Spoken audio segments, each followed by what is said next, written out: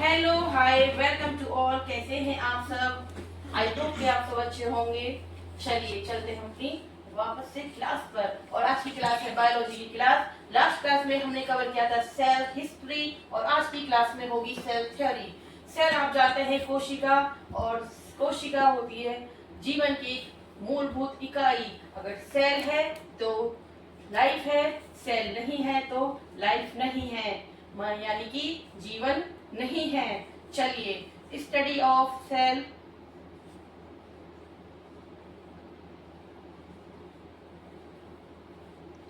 Is called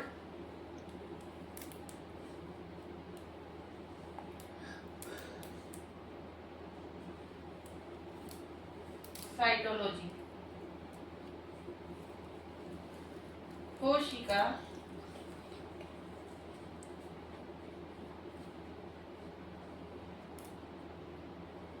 विज्ञान। Clear? Study of cell is called cytology. ठीक है, कोशिका विज्ञान कहते हैं इसके अध्ययन को। चलिए, तो आप हमारे आपके सामने ये हमारा एक स्ट्रक्चर है। ये स्ट्रक्चर है हमारी पूरी सेल से लेकर और ह्यूमन बॉडी तक के लिए। आइए कैसे करती है सेल अपना कार्य। सबसे पहले एक सेल होती है, छोटा सा सेल होता है ये, जो एक जीवन की इकाई यूनिट कहलाती है, जो एक जैसे सेल मिलकर अपना एक ग्रुप बनाती है और उस ग्रुप को नाम दिया जाता है टिश्यू। क्या होता है वो? टिश्यू। और ऐसे ही जब एक सेल अपने एक से जैसे ग्रुप को बनाकर एक टिश्यू बना सकती है, तो टिश्यू भी तो अपने जैसे समान ग्रुप को बना एक ग्रुप बनाते हैं और एक किसका फॉर्मेशन क्या क्या बनाते हैं? एक ऑर्गन बनाते हैं, यानी कि बॉडी का एक अंग बनाते हैं। क्लियर?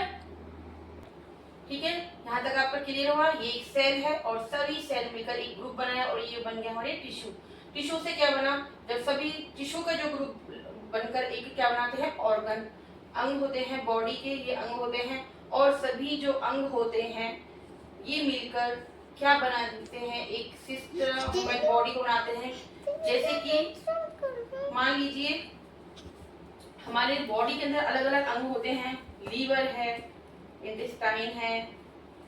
तो अगर हम सभी ह्यूमन बॉडी में मान लीजिए एक सिस्टम लेंगे, डाइजेस्टिव सिस्टम लेंगे, तो उसमें जो पाचन क्रिया जो होगी वो खाली एक ही अंग तो नहीं करेगा। क्लियर? तो उसके लिए भी हमें अलग अलग अंगों की ही जरूरत पड़ती है। जैसे कि हमें लीवर की भी जरूरत पड़ती है, हमें इंटेस्टाइन की भी जरूरत पड़ती है। ठीक है, अलग अलग ऑर्गन्स होते हैं तभी तो हमें पड़ती है उसकी जरूरत। उसके लिए ठीक है, तो इसके एक ही सिस्टम बनाते हैं अलग अलग, जैसे कि पाचन तंत्र, डाइजेस्टिव सिस्टम। ठीक है, ऐसे ही बॉडी में अलग अलग अपने अपने कार्य के लिए अलग अलग सिस्टम बनाए गए हैं और उसी से ही फिर हमारी ह्यूमन बॉडी बनती है। क्लियर? चलिए स्टार्ट। ओके, तो आपके सामने ये सब है, आपको क्लियर हो गया होगा। अगर कोई भी पॉइंट क्लियर ना हुआ हो तो मुझे कमेंट सेक्शन में कमेंट करिएगा। ओके चलिए,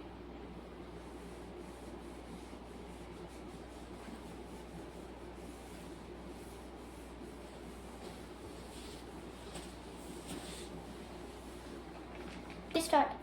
तो नेक्स्ट हम चलते हैं सेल थ्योरी पर।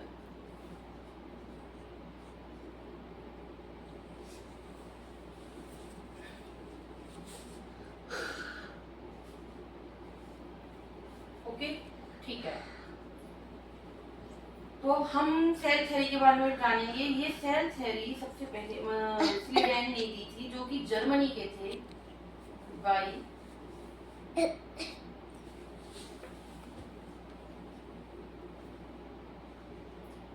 स्वीडन ने दी थी। कहाँ के थे? जर्मनी के।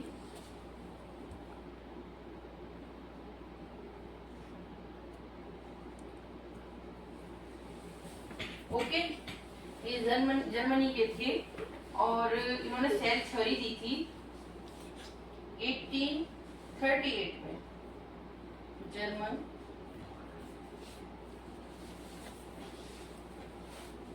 ने क्लियर? ओके, प्लांट सेल किसके बने होते हैं, इन्होंने कहा था प्लांट सेल किसके बने होते हैं, प्लांट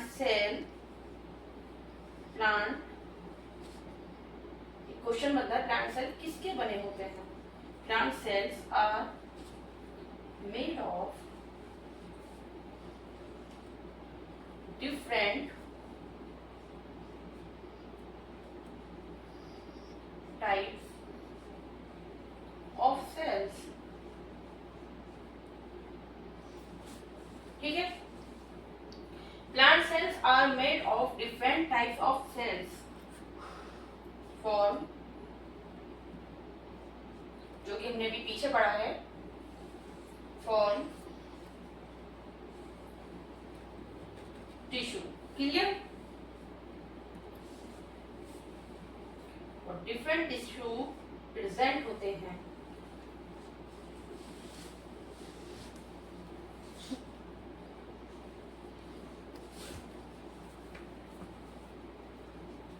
क्लियर, एक सेकंड साइंटिस्ट थे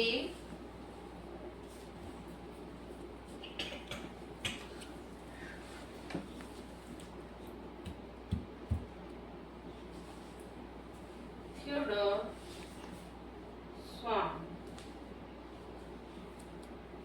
ठीक है, ये कहाँ के थे, ये थे एक ब्रिटिश जूलॉजिस्ट।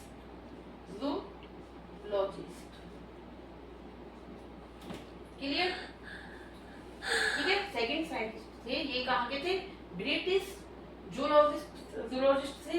1839 में इन्होंने एक लाइन दी थी, वो क्या लाइन थी, हर एक लिविंग ऑर्गेनिज्म के पास एक थिन मेम्ब्रेन होती है जिसको प्लाज्मा मेम्ब्रेन कहते हैं। ओके, थिन मेम्ब्रेन होती है जिसको प्लाज्मा मेम्ब्रेन होती है। नोट करते चलिएगा पॉइंट वाइज पॉइंट। क्या कहा था इन्होंने, प्रेजेंस, कोई भी डाउट हो, कोई भी पॉइंट समझ में ना आ हो, प्लीज क्लियर करिएगा, कमेंट सेक्शन में कमेंट करिएगा। Presence of thin outer is called plasma membrane.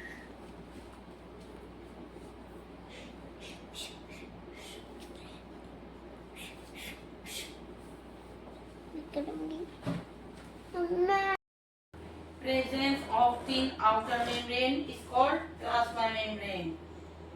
Okay. एक इम्पोर्टेंट बात उन्होंने कही थी, क्या कही थी, cell wall is unique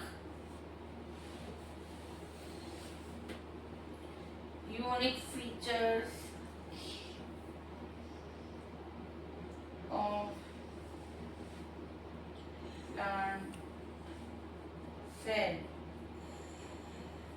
उन्होंने ये बात भी कही थी कि फॉर एग्जाम्पल कि हमारे पास या कोई भी एनिमल के पास कोई भी प्लांट सेल नहीं होती है। Clear, next point, organism they are made of cells and its products। ठीक है, organism they are made of cells and its products। Okay, they are organisms, they are made of cells and its products। भाई उन्होंने सारी बात तो उन्होंने ये कह दी, दोनों जो हमारे बॉटनिस्ट और जूलॉजिस्ट थे उन्होंने सारी बात तो कह दी सेल थ्योरी में, लेकिन ये सेल्स बनते कैसे हैं ये दोनों एक्सप्लेन नहीं कर पाए। ओके, उन दोनों ने एक्सप्लेन नहीं किया कि ये सेल्स बनते कैसे हैं, एक सेल से दूसरे सेल बनते कैसे हैं ये एक्सप्लेन नहीं कर पाए। Okay, did not explain.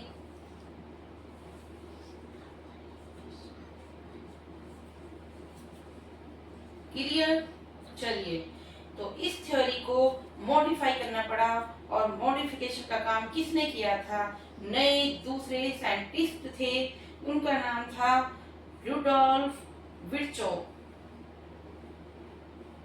जो हमारे दूसरे नए साइंटिस्ट आए थे जिन्होंने मॉडिफिकेशन का काम किया था, ठीक है, तो उनका क्या नाम था?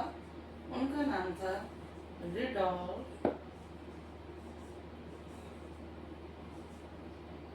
समझना है, कोई भी रटना पॉइंट नहीं है।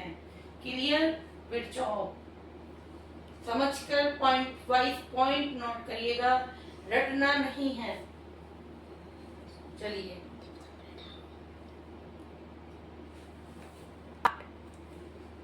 क्लियर? यहाँ तक सब क्लियर है? चलिए, पॉइंट वाइज पॉइंट नोट करते चलिएगा।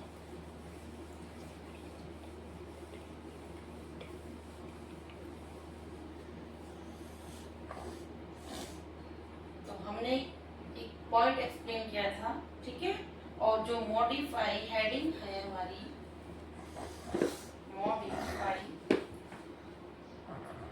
थ्योरी। चलिए, एक साइंटिस्ट थे जिनका नाम है रुडोल्फ विर्चोव। ओके, ठीक है, ठीक है, इन्होंने एक थ्योरी दी थी। तो जिस थ्योरी में क्या इन्होंने एक्सप्लेन किया था, मॉडिफिकेशन जो दिया था वो क्या दिया था? वो ये दिया था, this theory however did not explain as to how new cells were formed। ठीक है, ओके, चलिए,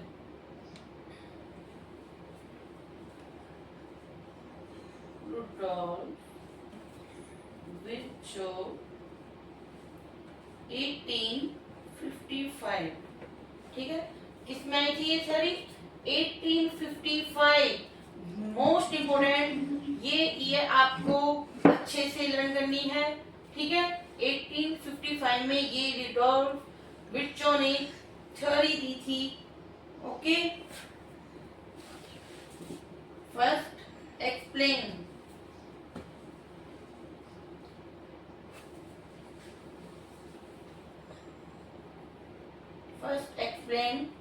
that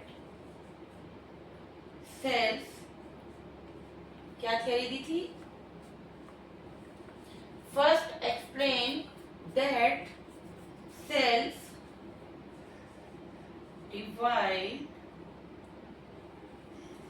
divided and new cells are formed। Okay, pre-existing cells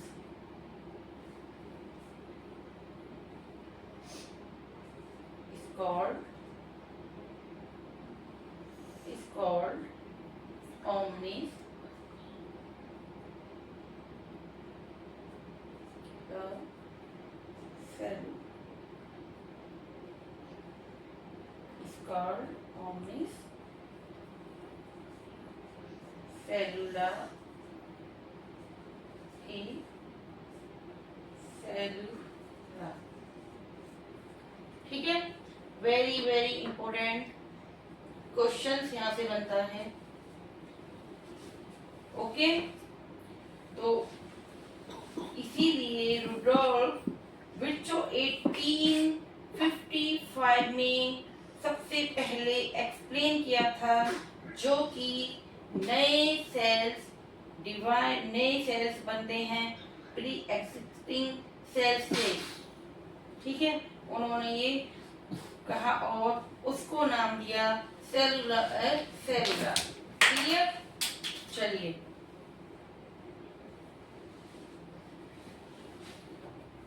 यहाँ तक क्लियर है?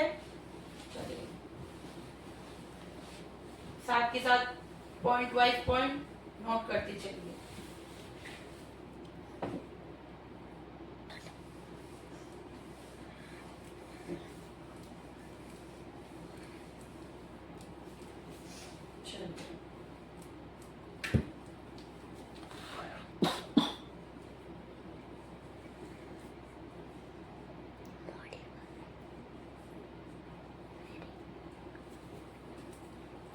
For example,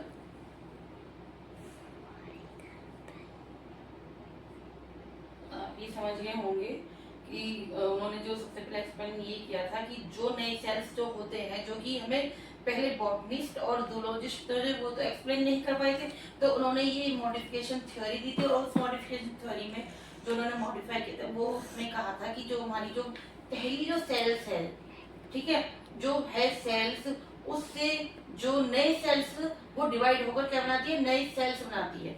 okay, for example, एक ही सेल है,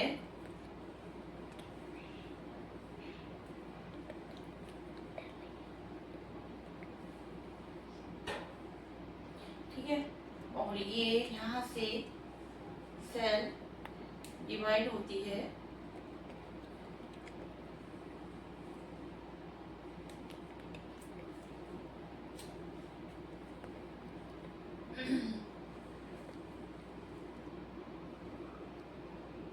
two form है,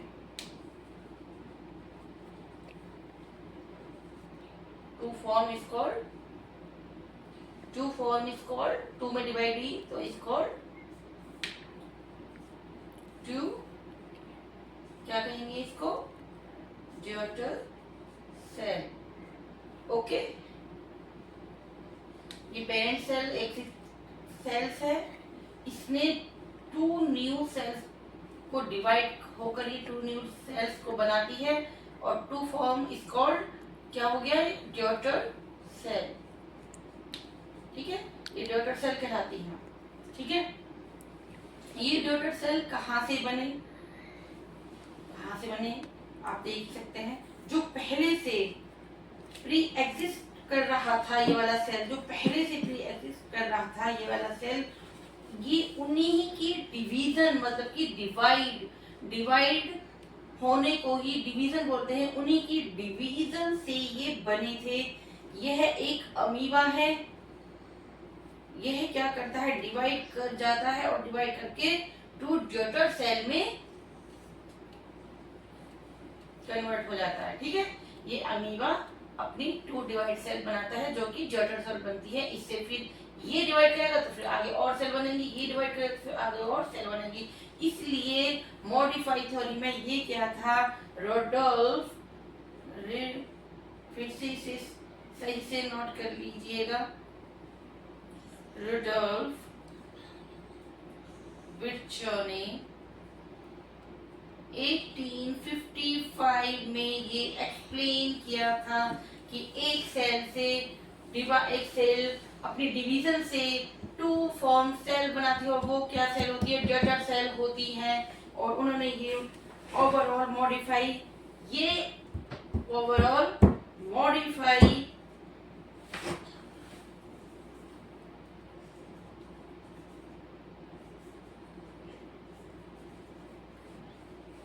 theory बन गई। ये है हमारी मॉडिफाई थ्योरी। क्लियर? यहाँ तक भी कोई भी डाउट हो तो प्लीज कमेंट बॉक्स में हमें कमेंट करिएगा, और इसे ज्यादा से ज्यादा शेयर करिए और सब्सक्राइब करिए और बेल आइकन को प्रेस करिए, जो कि आपके पास हमारी वीडियो की नोटिफिकेशन जल्द से जल्द पहुंचती रहे। ओके, तो अब हम चलते हैं अपने नेक्स्ट वीडियो पर, जो कि होगी अगली हमारी नेक्स्ट वीडियो माइक्रोबायोलॉजी। चलिए आज चलते हैं हम। Okay, thanks for watching, bye bye.